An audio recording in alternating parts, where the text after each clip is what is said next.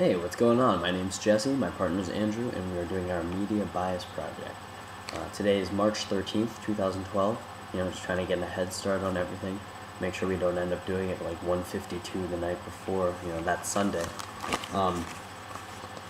But yeah, it'll be great, and we look forward to showing you guys some clips of, true bias in the media. So, media bias by us, if that makes sense. All right, take a look.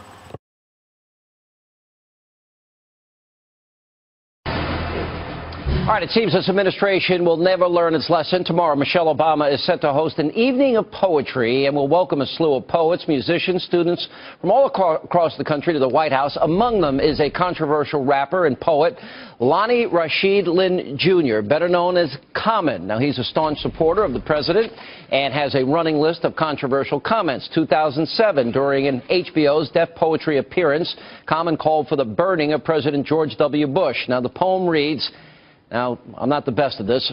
Burn a bush 'cause for peace, he no push, no button, killing over oil and grease, no weapons of mass destruction. How can we follow a leader when this is a corrupt one? Common, not surprisingly, is also associated with Obama's pastor of more than 20 years, the Reverend Jeremiah Wright. Look at this video, Common performing at Trinity United Church of Christ on New Year's Eve, 2007.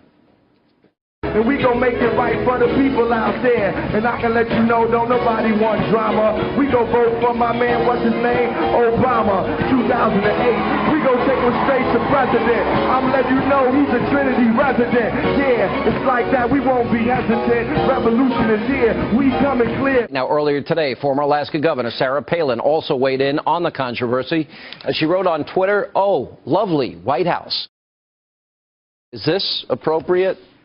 Talks about killing cops, and I can bring up a whole slew of other things. N-word.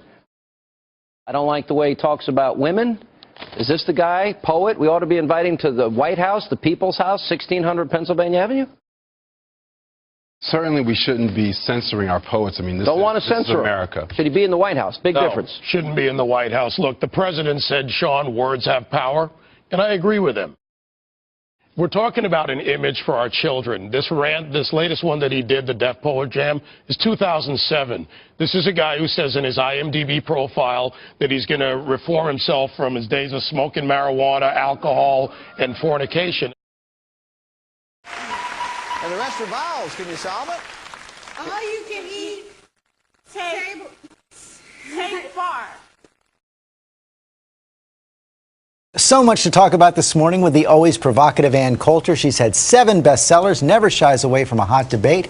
And you can tell from the title of her new book, Demonic, how the liberal mob is endangering America, that she's ready for a few more debates. And Ann, welcome. I want to get to the book in just a second, but we got to begin with Congressman Anthony Weiner. Ask me about my wiener. What does it say about the college co-ed Susan Fluke, who goes before a congressional committee and essentially says that she must be paid to have sex? What does that make her? It makes her a slut, right? What?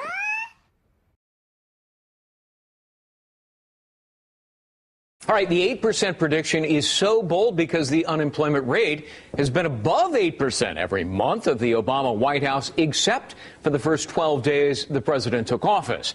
Now, here's where we are right now. As mentioned earlier this year, the number took a slight dip in November after staying at or above 9% for 6 straight months. What do you say we take a closer look at that chart Fox News just used? Here it is, with November unemployment at 8.6%. Right in line with 9% unemployment in October. Doesn't really make a lot of sense, does it? Now take a look at November unemployment numbers rate compared to March. See it? March 8.8% is shown lower than November's 8.6%. Say what?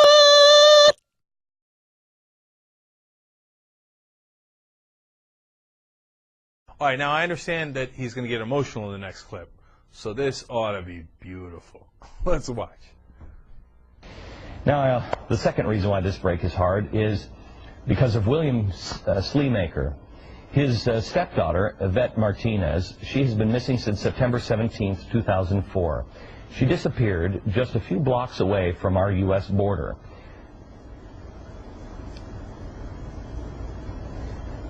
Two years ago, I made her father a promise that I would not let this story die.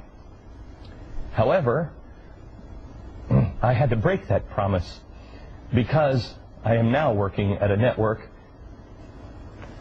that will follow through on a story. I am not a journalist.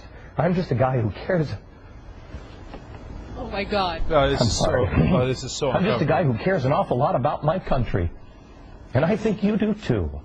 But sometimes, for political reasons or whatever reasons, people just won't follow a story. This story is exceptionally hard to follow because the people who are down near this story are getting killed if they talk to people like me.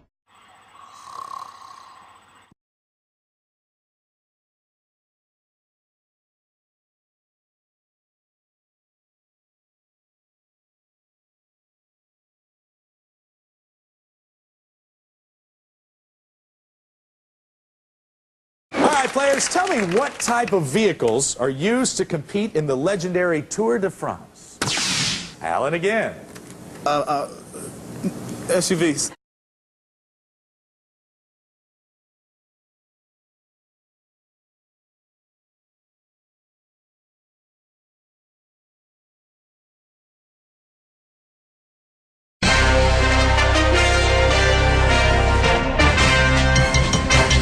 An important scientific breakthrough at Colorado's Outlook Institute this week. For the first time ever, a sheep has been genetically engineered with the brain of a goat. Joining us now to talk about the incredible breakthrough is the experiment's director, Dr. Doug Erskine. This is quite an accomplishment for you and your team. Thank you. We're very excited. Now, you've been working on this project for over 3 years, is that correct? Yes, but we've accomplished an incredible feat. We now have a sheep that has the habits, preferences, and mannerisms of an entirely different animal, a goat. So having a goat's brain really had an impact on her behavior? Absolutely. Look how she selects that grass. That's very un-sheep-like chewing. Incredible. You see how she looked at that fence post? That's exactly how a goat would have looked at that post. What was the journey like getting you and your team to this point? Well, we started out, we were trying to cure Alzheimer's. But now we have a sheep with the mind of a goat. Now this is interesting. What exactly is your goat sheep doing here? Oh, no, that's a regular sheep. Here, this is the one. Doctor, let me ask you this. What are the ethical implications of this technology? Well, you never know where the science will lead you. Our first major breakthrough was breeding a squirrel with the mind of a chipmunk. And from there we said, well, we can't stop here. Well, thankfully you didn't.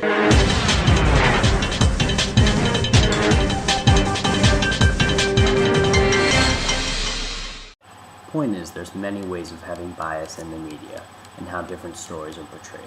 Thanks for watching.